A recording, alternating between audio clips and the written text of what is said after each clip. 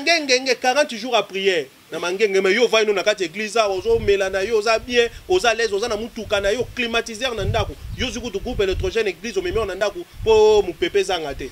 Plusieurs abandonneront la foi. OK. Le batbana pour ça plus ya souci ya ba makambo ils ont préoccupé bango. Ah papa Bruno. Et là lobby songa na moni 3 bandimi na Patmos même yo moko on choko kita yo za na 10 bandimi boye ba sonika futa ba vanja mino so ba serviteur de Dieu mais na era revandeli au mona yo ba tio na kitcha plastique ye na kitcha rouge mutu obenaza partenaire l'église a kocha yo tcha na suka kuna o lexe na kitcha rouge d'ailleurs na ka église no mona ba kitcha rouge ezali na moni pe ya plastique ezali ngo ba ke ba musu il faut pas vendre avec honneur ba musu ba vendre sans honneur.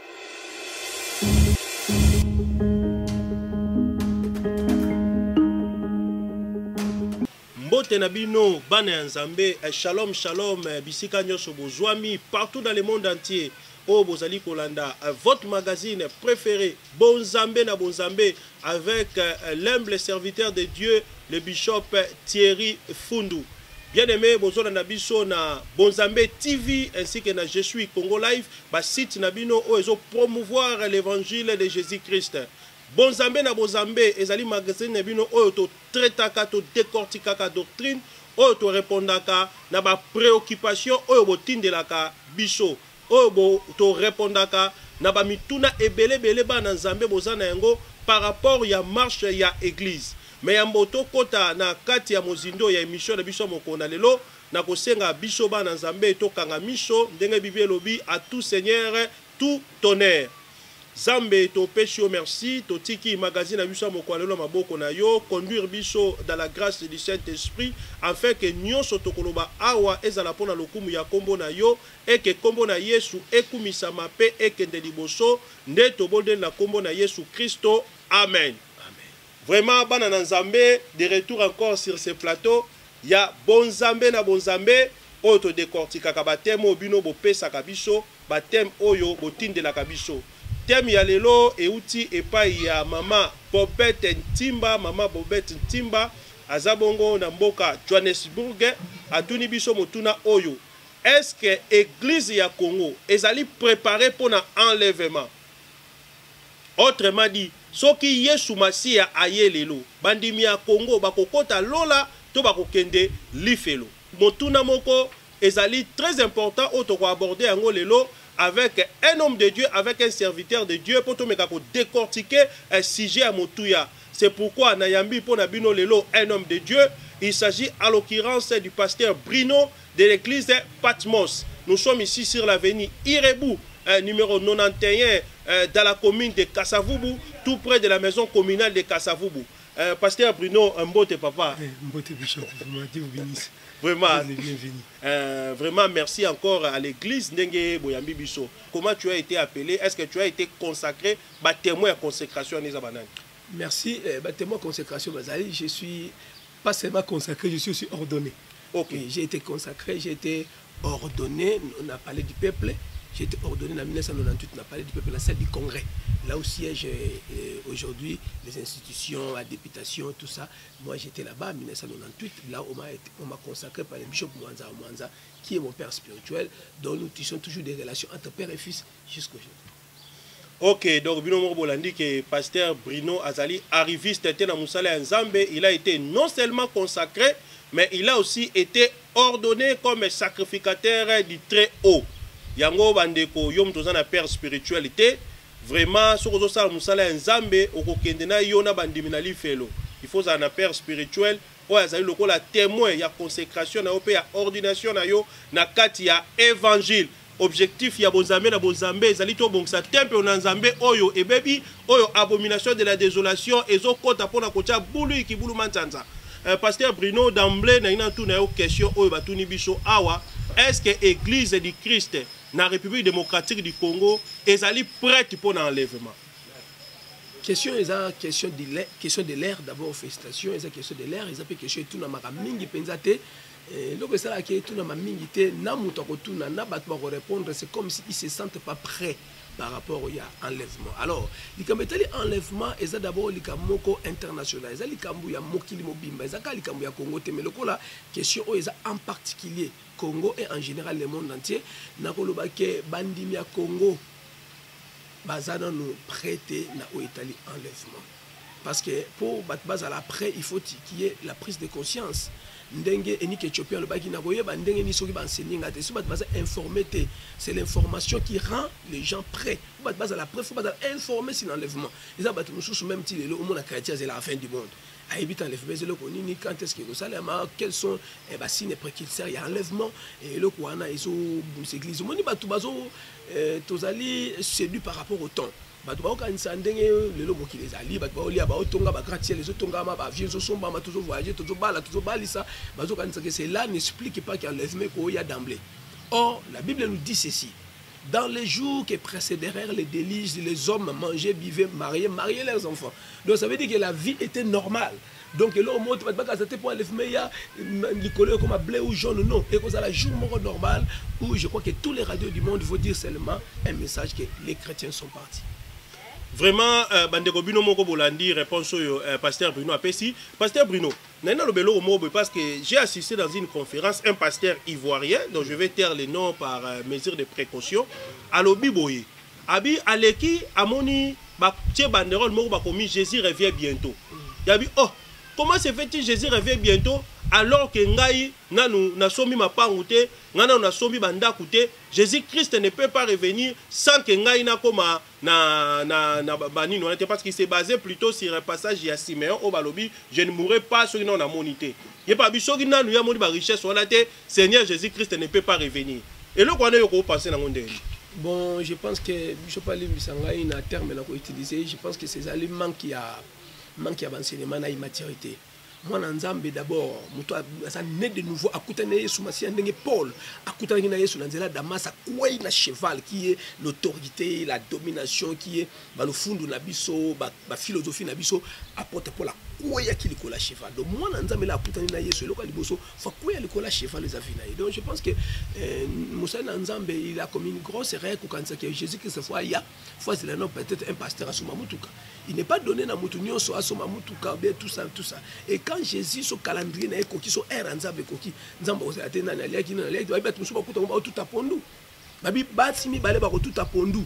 Moko akokende mo akotika la pourquoi pas Jésus ozela ba pondu ane bela ba milela na bo bakende. Non, d'abord la Bible dit que sert-il à l'homme de perdre de gagner tout ce qui est dans ce monde s'il perdait son âme. Donc Nzamba yebi que likambo ya sali eza lisekité bandeko bozona ndabiso na bonzambe likambo ya sali eza lisekité.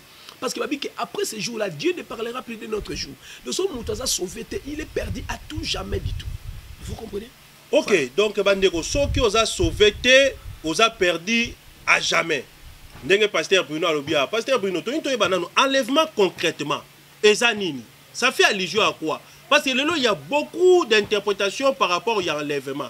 Est-ce que l'enlèvement signifie fin du monde? Comment ça va se passer? L'enlèvement, c'est quoi concrètement? Même après l'enlèvement, est-ce que le monde va continuer? Dans le cas où éclaircir l'opinion par rapport à l'enlèvement, pour tout vraiment merci. Enlèvement, tout simplement, Dieu vous bénisse encore là où vous êtes. Enlèvement, c'est tout simplement la plus grande événement oyo ekosalema na mokidi qui n'a jamais été fait dans plaire et c'est ça la manzamba leva basali la ye ba moko mais la disparition de l'église c'est ça ce qu'on appelle enlèvement et ezali phénomène moko spirituel o nzambe akosala yango enfin que épouse na fiancé na ye asibir la méchanceté du temps de la fin. Donc l'église est en train déjà de souffrir. Nous avons regardé et souffrir les sous donc à Kolongolango avant. Donc c'est exemple de Zolanda Bisso. Borema kaka et là on a pas ça exemple moko pour pas comprendre. On a utilisé pays moko ebani na mokili. Boyebi batino so yebi que les États-Unis est la grande puissance dans le monde. Ceux qui m'a bé ko ya na mboka moko ba américain ba bimisa ba ressortissant na bango bicho. Baba que nous disons à tous les ressortissants américains de vider les livres. Mon ambassade a routine lettre à communiquer ba tout na union soit tine même ba beng ba téléphone ba tine ba SMS. Or la Bible dit la nature elle-même ne vous enseigne-t-elle pas? Donc américain le ko la ba peuple mo supérieur tout ça ceux qui battent ba monique tango na ba koki ba monique mboka na mabe ko ya ba bimisaka. Alors quoi nzambe pe ayebi ke mabe e ko ya na mokivu. A bimisa église là. A routine ba vioter enlèvement au Salem. Et donc, bateau va vous enlever, c'est ceux qui ont les sceaux. Et le sceau là, c'est le Saint-Esprit. Bateau va dire, Jésus-Christ, le Seigneur est sauvé, on a profité de l'occasion. Oh, c'est pourquoi bien aimé, on a Kombo ya Nzambe et dérange le monde des ténèbres. Kombo ya Jova et dérange le monde des ténèbres. Kombo ya Elohim, El Djibo, El Rota. Ma bannière et dérange Kombo ya Nzambe et dérange le monde des ténèbres. Mais les noms qui dérangent, c'est le nom de Jésus. Parce que c'est lui qui était, c'est lui qui est et c'est lui qui vient bientôt. Amen, amen, amen, Papa Bruno. Vraiment, il y a des bateaux qui raté enlèvement. Bango chance na bango esili. Bateau qui raté enlèvement, chance na bango esilité. Bateau qui raté enlèvement, c'est que yo bakoza la sauver par rapport à l'effort na bango. Parce qu'il est écrit que nous sommes sauvés par la grâce. Okay. Mais après enlèvement, grâce nzamba sukisi. De comme là yo moko bunda na ndenge na yo. Moko bunda do ba kato lo boko ba chubo ba biloko donc au nom de ton sang. Donc nous t'avons sauvé amener ce qu'on a makila. Et en ce jour-là bien aimé, ça sera pas facile. Mais pasteur, concrètement, vous avez que l'évangile oyo ezote à malelo. Ezo cadré pendant mingi ten évangile y a tant de la faire oyo. Yo mo zota li sa danger nango mais à l'église normalement cela ne se passe plus. Aujourd'hui à l'église message wana eza ko passer te boza plus se préoccuper na biloko eza ba futilité, ba mariage, ba voyage. En plus ba voyage yango ezalaka ya Belgique. Non to yoka te bo sakole li muto ndenza motal sanga bozo kende ba soko. Zamba zo tali sanga ndo za boyo ozo kende Aru. Zamba zo tali sanga boyo ozo kende Fizi. Ya bino ezalaka ka Paris, Belgique, Hollande, ka bamboka ndenge wana. Bon, ezali dans la vie, il faut pas prendre des cas isolés qu'on généralise ango. Il faut toujours utiliser certaines. Donc, là, on a lobby, oui, et nous avons aussi certaines informations qui dans l'église pour le moment, pour le temps de la faire enlèvement est difficile. Mais je vais vous dire d'abord, et dans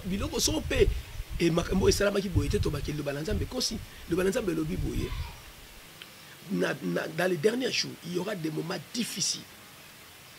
Partout dans le monde, dans les derniers jours, il y aura des moments difficiles. Parce que les moments difficiles, le diable s'est présenté. Jésus a eu 40 jours, première réalité. Mais là, il y fait les tentateurs se présentant.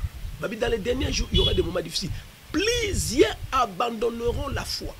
Ok. Et les bâtiments vont abandonner la foi, ils s'attacheront maintenant aux doctrines des démons. Plusieurs. En tout cas, il ne faut pas hésiter. Quand la Bible dit plusieurs, ça veut dire plusieurs. Alors, à part ça, il y a l'église, il y a l'église. Acte chapitre 2, verset 42, et Dieu a ajouté chaque jour à l'église ceux qui étaient sauvés. Mais nous invitons plus les gens, à l'église, à plein. On a un problème sur la qualité. Alors, le coup de moutouna ça pour ça à la plein, à couper ça batouana, biloko o batouana bazango besoin. Et non biloko o nzamba bazango besoin batouana balia. Bible lobi là vous avez moi na mutoko tambo le sika yo lingi mais là ko la mutu musum ta ko symbole le boko bishop ako même ne sika o yo lingité. Il y a des fois na église batu faut pas s'attendre na maté o ba même ba ozelati. Donc ozela pena libala menzambe alobeli yo otika lisum. Mutu moko azaki blague moko na Facebook alobi nzambe alobi a komi satiré parce que sur 100% il y a ba requête ba prière azo joie 70% ezo porté sur mariage. Na 30% etikali 25% ezo porté sur demande ya misala na voyage ya poto 5% de etikali bato bazo sala ba requête normal ya ba combat spirituel ndi ya kobunda contre ba démon contre ba ndoki requête ya kobongola milimo ya bato requête ya kosenga kimia na mokili ba requête wana eza lisu sollicité te pasteur bino bato boza na gestion ya bato. Bino batu il faut pas que batu comment prier. Même ba séminaire na bino, même ba campagne na bino, ezo kendeka na sens ya makambo to ucholoba. Ah, ya recevoir la bénédiction. Ya qui va être changé à un autre homme. Mutu ka ti thème wana ke autika masuma ko mamuta malamu. Metanga ko yabo endeko oko longwa na mbanda ka siko zo vanda, oko masiko ko vanda na ma campagne. Au moins que à la base bino bato boza ba propagateur évangile ndé bozo transmettre évangile comme il faut parce qu'il suffit to bimano na kisha soto tanga ta 5 banderoles oyo batie ba campagne d'évangélisation au mona biloko wana ba thème ndenge wana en plus na seka ka venez nombreux vous serez bénis vous serez guéris vous serez délivrés mais en réalité peu délivrance ngo za nango te. Ouais, c'est là ça fait partie à la réalité vous savez que makamanzambe otomona lelo Salomon lobi il y a rien de nouveau sous le soleil. Donc, quand ça a makambo ils allaient raté. Ils allaient déjà babi ce qui est peut-être passé au temps de Noé. arriverait de même au temps du Fils de l'homme. Donc makambo to mona ezali makambo ezala qui met tout le monde peut-être dans contexte mususu. Neto barabana Israël bakatsa mer rouge. Nous sommes à mer rouge, il n'y a pas de problème, il y a pas de difficulté, il y a pas d'épreuve, tout ça. Donc ne croyez pas que makambo to mona la Congo et ezalaka na onte ezalaka. Le batbana pour ça plus il y a souci ya ba makambo ils sont préoccupés bango. Bonjour, makambo ils sont préoccupés bango et ceux qui montent aux hôtels ya masumu, aux hôtels ya to bongo la mitema. Nous sommes bon on dit un message mo bandelia. Sobi na mutu Jean 3:16 quand Dieu a tellement aimé le monde qu'il a donné son fils unique. Combien on t'aime? Nasi bandimi bana baba wana baba lelo mutu ngalo bla biso sunini. On yango ba socle avec chrétien ba base. Donc aussi longtemps que tu négligé base à tête quel icolo, il y a vraiment une foi à battre les autres renversés parce que ndako étage à fois que tongango ndako moulaï et banana la profondeur. Donc quand nous sommes profonds en Jésus-Christ, c'est alors que nous allons monter plus haut. Donc biloko nyoso bat ba luka babo sanate que Jésus le baka ezaba matabisi. Jésus va chercher d'abord premièrement le royaume de Dieu. Donc Yesu a refanda kat na biso o etikal e yanango. Donc là mutazama la muna nzambe a gwero. Et puis ba yeba moko bato bazolanda biso ke Jésus promettait biso te que ton soto bando landa to ton ba immeuble. Non. Ah, mais pas ça. N'andimite que message au lobby yo, bato bazolanda biso. Jésus après promettre biso biloko wana te. So promettre biso biloko wana Simeon. Ou tout balika ma Simeon. Simeon ngaza la contente que non. Que na mona naka mesina kufa nanga talaka yo memino mwana moko bébé bo. Donc na sina memina nga bébé esili. Le photo yeba ke mutu nyoso tepe même pasteur nyoso tepe benga mike. Nzamba benga po azala millionnaire ou milliardaire. Non. Mutu na mutu babi na parabole atala musazo ki 5, musazo ki 3, musazo ki 2, musazo ki moko. Alors, ils sont très dangereux que ngana kanisa que la vie nanga na rozala loko la bishop intel, na rozala loko la maman intel. Non, moko mutu fa se contenter. Ndenzamba bisa basoda na Bible, contentez-vous de votre salaire. Bishop ba sala ndembe mutu na mutu a se contenter na ba membre o nzamba pesier, base à la 3, d'abord Jésus a qui maël après c'est bishop. Alors déjà là où 2 ou 3 sont ensemble au milieu, à mon nom, je suis au milieu de. Le truc, c'est que j'ai une église. Vous avez 3 personnes. Sont peut-être combien de choses dans solo. Ah, papa Bruno. Et là, au lobby, on a 3 bandits à la Patmos. Même yo, moko, on chou au kit. Pour que nous ayons des pasteurs, ah, bandit bamou. Azo benga. Bandit ba komi combien? Bandit ba komi combien? Pour na yesu bandi ba muke onche zo salate 3 bandimi o bando bonde la pour la bandeni. Oui, c'est ça. En plus yo moko bi pasteur Bruno entre nous. Lelo temps ozolo ba makambu ya pasteur azangi mutuka. Oyebi ce qu'on appelle la notion de grand et petit pasteur. Yo ke na ba réunion ba serviteur de Dieu. Ba vantaka ba tupe selo bozuna bango na nombre bandimi. Yo za na 10 bandimi boye ba sonika futa ba vanja mino so ba serviteur de Dieu mais na era revandeli. Au moins yo ba tio na kitcha plastique ya na kitcha rouge. Déjà, ce qui est le problème, c'est que vous avez un problème. Mais la Bible, le lobby des gens des avocats qui ont fait Timo Koué, la qui s'est libéré. Mais comme nous, sur la Bible, les approuvés, les pommes qui est là, battant la Bible. Nous avons fait l'effort, les scientifiques battent la Bible, tient un téléphone. Mais ceux qui sont allés 100 dans le monde, 80 battant la Bible par jour. 20% de battant la Bible en manuscrit, tout numérique dans le téléphone. C'est sur un côté, même partenaire de Bilom Makasi, papa. Entre nous, tout le monde réalité, moto yebi. Mouto benaza partenaire l'église. À côté, yo tient souka kuna. Oh, l'excès na kitcha rouge. D'ailleurs, na l'église, on a kitcha rouge ezali, na moni pe à plastique ezali. Et moi, il faut pas vendre avec honneur, on doit vendre sans honneur. Bilom monde a bandit discrimination dans cette église. Non, ba kitcha rouge au monio ezali te pona par rapport ya ba virage social. Non. Ezali ba kitcha rouge to bana ko somba ngo poto to komisa ngo église mobimba. Mais vie la réalité économique bato musu ba kokaki te yango to tchanda et ça là to tchango liboso le bateau ba ya église attends ba on ba fande lango de so église retard on a dit qu'à l'ordre d'arriver donc ça n'a rien à voir na zo mona moi 12 ans vani penda ah boy papa moko akoti na veste aye au ministre et à fonction publique akoti na cette église moi na 12 ans yo télémana no c'est des places les premiers seront les derniers. Bon et là comme bishop Togobo ça n'a pété nous sommes les Africains aussi.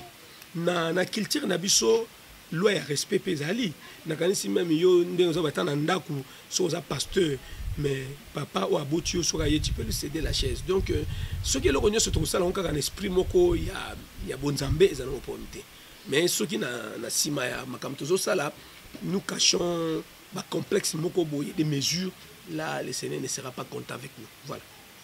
OK bandeko wana magazine amino bonzambe na bonzambe bomoni vraiment tozokota na kati ya profondeur ya likambo yango ndenge ezali église du Christ na RDC eza préparé pour l'enlèvement ce qui Seigneur Jésus-Christ a lelo ma sœur mon frère est-ce que yo kozala enlever au regard ya comportement na yo attitude na yo ozuki ndokino omemiango na kati église kotonga na kati église koyiba na kati église makambu nyosho ya mabe omemiango na kati église osilisi ba frère yo osilisi ba sœur lokwa ba fiancé osoko awe kabakangi yo olongwe okende église mususu bakiti so ba fiancé mususu hein ba serviteur de Dieu ceux qui makambo adi makambo offrande bino bopesaka te na yera di mikuto mona yo fungoli bible ko motanga mais ko benga bandimi na ba appel de fonds yo muto liboso pasteur Bruno yo mo moni que dossier toujours le besoin dossier moko très difficile.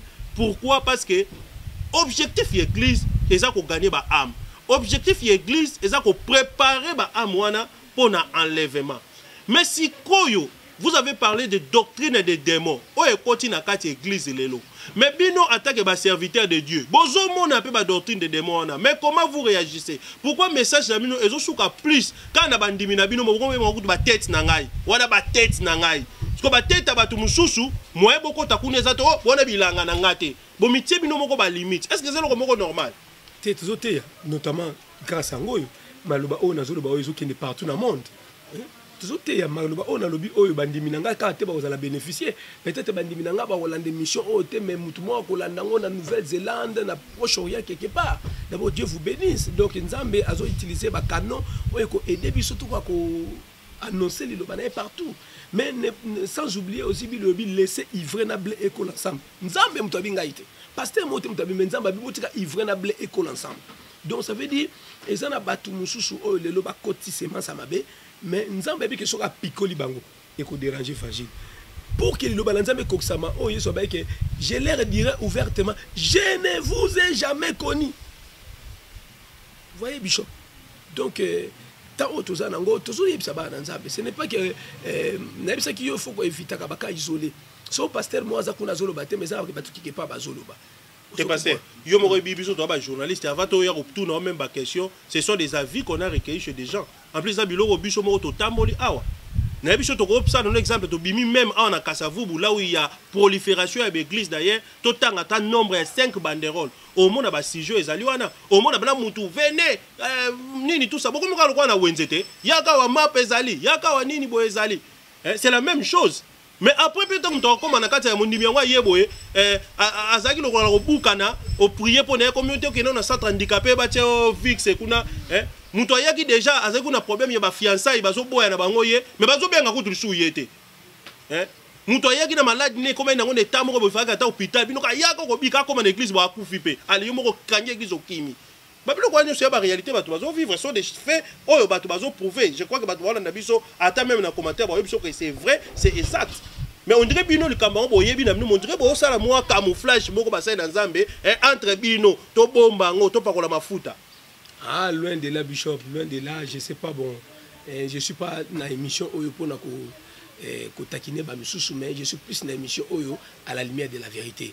Moi je crois que na j'ai opportunité monene ya koleka na chaîne na biso Nzamba permettre monde entier et landaka yango bonzambe na bonzambe oyo ngana ko bisaba na Nzambe ki je sais que ça revient bientôt nous devons nous préparer. Déjà so yo kanza lo teki kichoyo bana ba futi minerval bino boza ba santé ki toko bomela ka batina manteca mayonnaise mais bandimide ba souffrir tam suyo za l'église abani bana mangengenge na modérateur kuna na diacre na mangengenge 40 jours à prière na mangenge mais yo va ino na kati église ozo mela na yo za bien oza l'aise oza na mutuka na yo climatiseur na ndako yo zuku tu groupe électrogène église o memi na ndako po mu pepe zanga te mais diacre kuna na mangengenge kuna na bandimi na basse. Ah Bishop c'est pas forcément ça hein? Je sais pas alors quand on avant une église on avant pour célébrer une bonne vie hein? On est dans les sacrifices. Bon, ce n'est pas forcément pour vous, ouais, c'est de manière générale. Mais moi personnellement je suis là pour recevoir les enfants de Dieu. Je quitte de chez moi, je prends mon sac le matin à 8h. Mon épouse qui est là, qui est dans l'église. Ça c'est votre travail, oui. Oui, ça c'est mon travail, je viens ici. Mais à part ça aussi, Nazara va travailler dans l'annexe au Nasalaka. Voilà. Donc, Nayaka Awa pour Nzambe, alors toute la journée, nous travaillons. Donc, vous savez que là, Moïse a Zaki Nangomba, Bamsuba Zaki Nabitumba. Donc, quand on me peut passer à Zaka pour Nakoyamba, Bamsuba Zamba pour intercéder. Donc, Nzambe a Kabola, Batache, nous sommes dans un corps. Nakata Nzoto Batino, c'est un rôle. Mon côté. Surtout diacre, Nyo, quoi, ma pasteur Bruno. Chaussure, Naïka Soko Taliboy. Ah!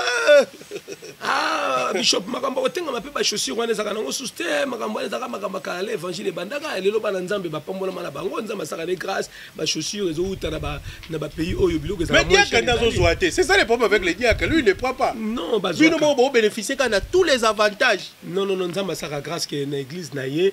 Soki yo même pasteur oboyi ko pambola mutu. Nzamba ko toucher mutu nsa pambola mutu. Wana. Parce que ba sala nzamba na so ba pambola matu. Mais li pambola bino zalaka ya bino ba pasteur. Yo moka bino doit témoigner li pambola. L'église a témoigner li pambolité. Autant la santa bandimi boy. Par exemple, on sérieux manque d'ilé. Mais yo pasteur t'as la croissance. Jeune il peut au compte avec difficulté son compte ka jeune boy 18 ans il faut quitter. Vraiment, je crois que peut-être c'est pour faire rire, mais je pense pas. Non mais c'est la réalité pasteur. Oui, même li pambola bino mo ba pasteur. Bon religion kana bino mo non. Généralement, quand on dit l'église est bénie, au moins pasteur il m'a commis référence. Hein? Autant pasteur absondenga yaki ta le londenga komi. Et comme il m'a référence, bandimi en soi, il ne bénéficie pas de cette grâce. Bon, en fait, quand nous parlons aussi de la bénédiction, nous devons savoir la bénédiction c'est quoi. Moi je parle de la bénédiction matérielle et financière. Voilà, la bénédiction matérielle et financière, ils appellent liée. Talamoni et Bishop. Vie ça m'a bébélé, hein. Nous tinga mutoko mona nga mutuka nga ubondi libanda wana. Église temte sombelinga, mutuka na sombi onga moko. Banda nga na bani ko sala nzambe na l'église sombelinga mutuka. Mais ma collègue na yo. Nde baza na problème. Wana kaka yem ta église. Ah papa, yo de mona mondimi et pasteur église ezo foutela. Mais aza na lopango isa sombi. Mais église ezo foutela pe chaque jour ale kaka. Oh non to cotiser mbongo pona loyer, to cotiser mbongo pona. Mais ye moko a jouer lopango église. Na compte église, on cède pas église facilement. On voit ça, papa Bruno. Je sais que aux hommes de Dieu, on a un niveau de sérieuxité, non? Peut-être aux hommes pour s'exprimer. Mais la réalité, c'est vraiment ça.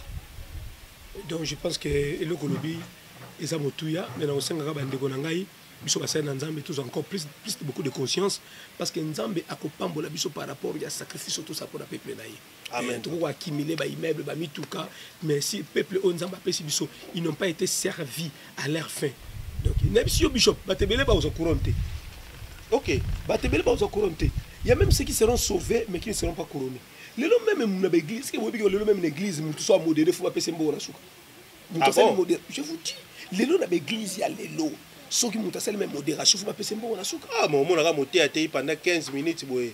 Coca modérateur là-bas mais 100 francs. Non, les lots dans l'église même modérateur, ils ont quelque chose.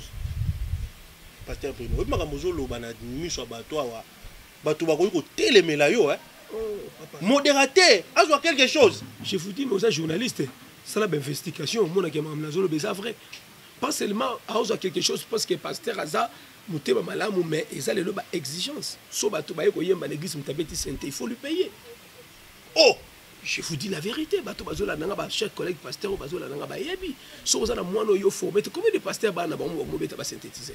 Parce que mouto beta synthétiser bolandi bozu so na yete la tala l'église de belo mona ba instrument za na même tomber tango za te même na poto bata poto bazala bazola nanga bazoyoka même na poto kuna bato ba instrumentiste ba mingité parce que pour avoir un instrumentiste il faut vous en charge.